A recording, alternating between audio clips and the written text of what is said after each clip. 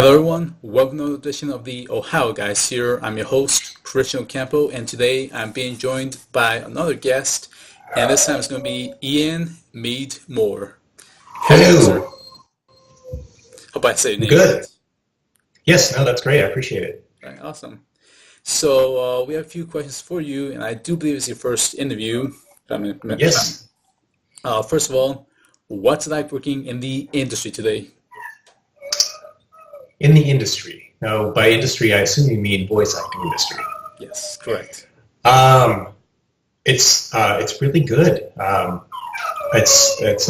think it's public knowledge at this point, but the sector keeps growing, and so there's more and more work. As the public knowledge part being meaning the Sony purchasing, or an arm of Sony purchasing Funimation, because there's been such growth potential or growth activity going on. So there's just a lot going out there because people want it. So as far as that's good. There's lots of work for everyone, and they are constantly, there's an actual need for voice actors. So as far as that's good. I can be more specific if you want to delve into that more. But as far as the thing that everyone in the performing arts is concerned about, which is availability of work and parts to go around, it's very good right now. Gotcha. And as well as since I don't do it personally, but in the larger markets, the few that there are, like New York and LA, video games continue to grow in market share as well. And the more cinematic and realistic they become, they get some really huge names for these massive, 8-9 figure video games. So that's a big deal for voice actors too. Like, it's not just anime and things like that. And plus, just for general voiceover stuff, so many things have changed about the way advertising works, but voiceover doesn't seem to be going anywhere for commercial advertising. Yeah, you got a point there.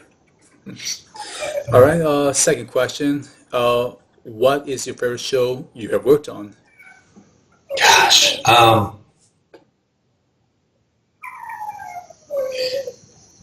don't know, because both the two big ones that I can think of that are warring for my attention are both very meaningful to me. That would be 91 Days and Kato. Um,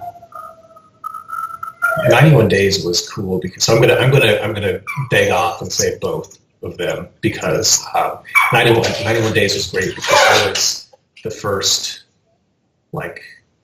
big principal that I had, because I played a bunch of other secondary or tertiary characters that have had a fair amount of screen time and a good arc and lots to do, but 91 Days was the one where I was the first one that I was involved in the story arc from beginning to end as a major central part of it.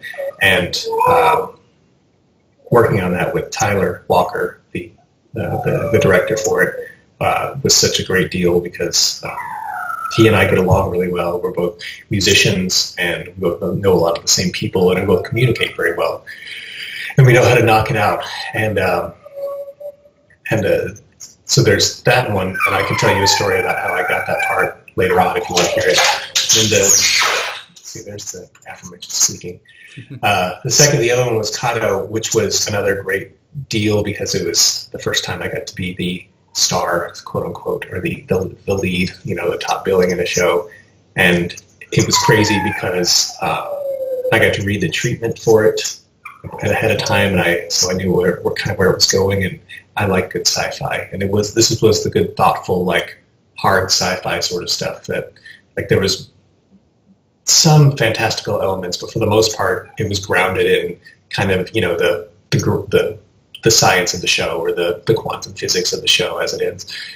And so that was cool, and I got to be, the major part of that, and working with Tyler again, and I got to share a lot of screen time with my good friend Kyle Ignazi, who played, Hanamori? Yeah, I think that was his character's name. My sidekick guy. And Kyle is a great friend of mine here in the DFW Dallas-Fort Worth theater community, which I don't know if a lot of people out there know, but that's when I'm not in the booth, that's what I spend most of my time doing. It's on stage acting. And he and I, we've known each other for years, and we've done a bunch of shows on stage. So it was just great to find out.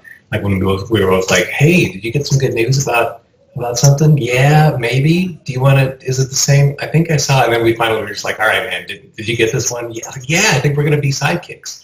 So that plus the excellent writing and the beauty of that animation, which was completely different from 91 Days, but which was very gritty and realistic and had this kind of, I thought the animation fit the period well. And to go from that to Kato, which was, just like throwing all manner of everything that they could think of to make it look lush and huge, like everything looked huge, as opposed to 91 Days, which everything was kind of grimy and claustrophobic. So to go from that to that. So those are probably the two biggest ones. And it's, you can say that, like, "Oh, so it's your two biggest roles, right?" Like, well, yeah, but there were other reasons too. The end, those two. I also really enjoyed playing Tempester in Fairy Tale, which was a couple, 3 years ago, in large part because that really stretched me vocally. I had to do a lot of crazy stuff with my voice. Like the two, Kato and 91 Days, were basic variations on my voice. 91 Days obviously had the dialect, which it's clear that I do not actually speak like a Prohibition Chicago mobster. But Tempester was more what I was still doing, more character work, but I still had a ton to do, and I got to be a villain. So those two, and then Tempester underneath it. Oh, okay. Awesome hearing your thoughts. Got another show I'd like to ask you. What was it like working on Luck and Logic? That was an interesting one. That was kind of harder to grasp because it was such a far-reaching story, and I was just a piece of it. So the amount of kind of in-booth explanation that we were doing that had to go on. Generally, I like to approach parts with a fresh eye. And when they're talking about simuldubs like 91 Days and Kato was, there is no way to get ahead for the most part, unless you can maybe get one episode ahead if you keep up with the Japanese and watch with that. But Luck and Logic was a DVD or Blu-ray release, so I generally just like to kind of go with what's there and get a quick grasp of it and go with it and see if it works and see if the director likes it. So being less intimately involved in the storyline, like I was just a part of a massive whole, a huge piece that was that property. It was harder to get a grasp on the arc because I had plenty to do in it, but sometimes there were a couple holes where I wasn't in or I was only in for one scene, and I'd come back and I go, for another session the next week, and I go, "What happened? What? Oh, okay, that changes a lot of things," and so kind of have to adjust that on the fly. But that's part of the fun of it, is the like a high wire act. Like some things have happened, and even though I wasn't involved in those scenes, they affect me greatly, and they affect my character, they affect my arc. That was another one where I got to work with one of my good friends from here, Seth McGill, who played Lucifer in that show, which had a bizarre sort of, there was definitely a quasi-sexual relationship going on there, or at least it was heavily alluded to, even if it wasn't actually realistic. So that was something they had to kind of grab onto and run with. And I talked with Seth a lot about that. I was like, man, we really got after it in this most recent episode. And he's like, man, I haven't gotten into record yet, because I don't know. You probably know this because you do this, but you don't record with each other. You go in, and sometimes if you're first in the week, the other person hasn't, like you might be doing a scene with, hasn't recorded theirs yet. So you just have the Japanese inflection of the other character that you're doing a scene with, and you have to kind of go on that. And if you go in later, then you get the other person. But it switches off back and forth, so you have to be prepared. Like, oh, okay, I have the text translation, and I have the script that was actually written for it, and I have to go with this inflection and kind of what I grasp of what's going on in the scene and just go with it. So that was another one that was more like me, but it was like me with 25% more badass and misplaced confidence. Awesome. Now we get to the show I've been waiting to ask you this one for. What was it like working on 91 Days? Sorry, could you ask the beginning of the question again? Yeah, 91 Days. What was it like working on that show? What was it like? It was like doing a graphic novel of The Godfather or any other Italian mobster. Like everything was there. I don't know, like not cliche, but every trope was there. The broad characterizations that were still historically accurate because at that time people were really going out on a limb there, like rebel and outlaw, and it's like there was a certain edge that was and heightened feeling that had to be present even in the more sedative scenes. Like there was this thing hanging over it, this gloom and an element of danger hanging over everything. And that one, I get better and better at this as I go on, but that one was the first, I would say, like 2 or 3 episodes.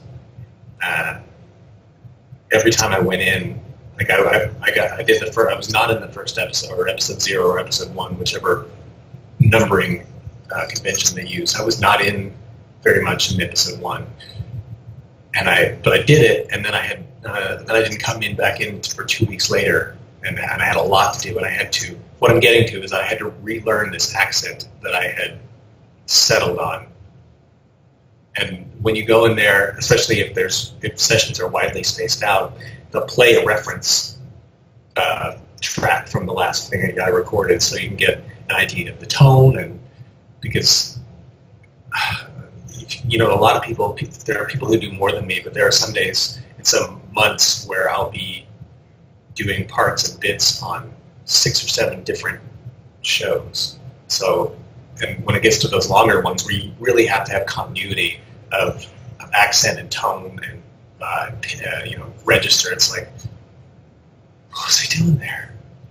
That doesn't even sound like a word, the way that I pronounce a word ever in any universe. So there was a sort of a learning curve, like getting back into this. And there's a certain way, people have to hold, like, or at least the way that I do accents that are so far out like that for me. There's a way that I have to hold my mouth and move my tongue that I have to be like, hang on, I got it. I think I got it. Okay, no, I don't. No, I don't have it. We have to take another one. So that was as far as like the technique aspect of it, there was a learning curve there that got easier and easier the more time I spent in it. But that's kind of how it goes. Like you get in there, and unless if I had played an Italian mobster before, then it would have been easier to slip into. But I was kind of creating that whole cloth, and we had to kind of work back and forth to make that both realistic and fit with what everyone else was doing. And so there was that, but mostly it was, I just had to figure out that this guy, this Nero, was,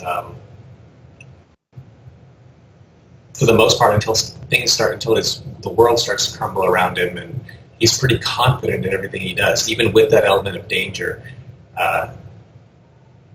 He's kind of got everything figured out. Nothing very, very much bothers him, and then so I had to play up that bravado hugely in the first half of the series in order to have somewhere to go for when, like, he begins having a succession of like the worst days ever.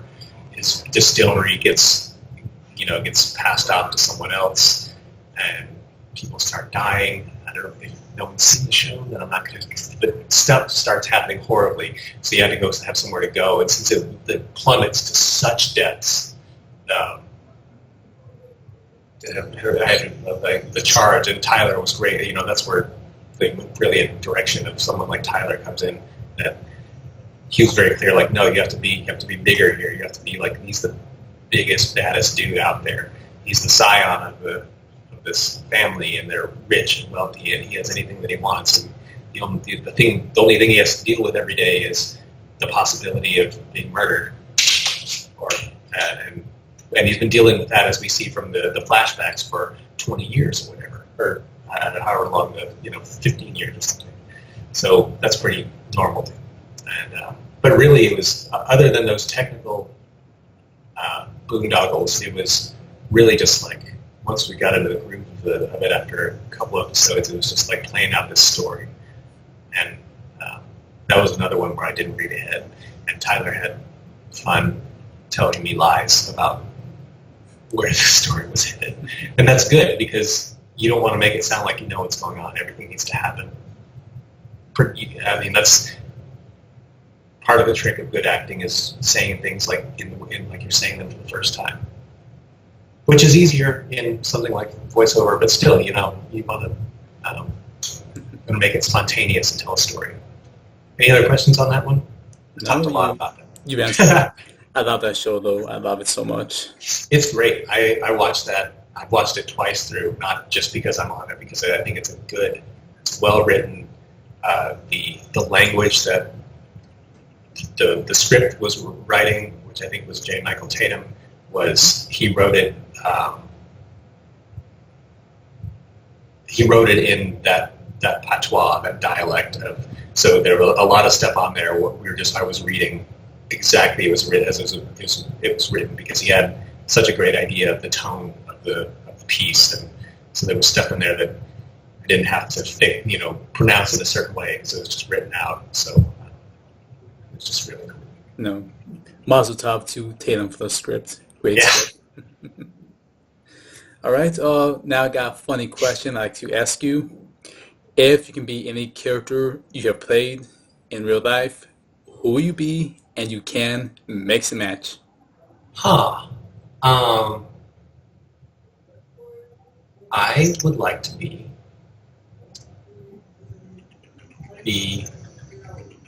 possibly the first named character that I ever played, and it was Serena,